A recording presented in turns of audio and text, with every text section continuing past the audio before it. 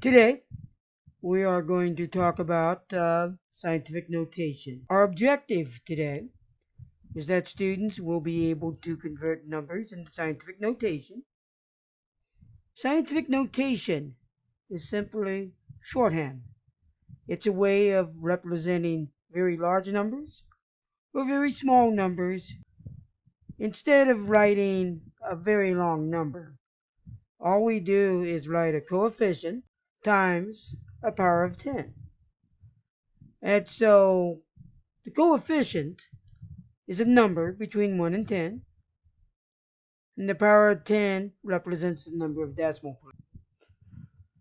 And so here is an example. We have 1.5 times 10 to the second. This is scientific notation. All we do is simply write the notation 1.5 times 10 to the 2, which is equal to 1.5 times 100. 100 times 1.5 is 150. And so it's easy to do. Another way of changing scientific notation is to move the decimal point. If the exponent's positive, you move the decimal point to the right. If it is negative, you move it to the left. So here is the same example. Only thing, we're going to move the decimal. And so we start off with 1.5 times 10 to the 2. And so if we move it one place to the right, it becomes 15 times 10 to the 1. Then, if I move it two places to the right, it becomes 150 times 10 to the 0. 10 to the 0 is always 1. And so the answer is 150. So here are two more examples that show how this works. Notice the difference with the positive number is that the decimal moved to the right. The decimal moved to the right. With this one, the decimal moved to the left.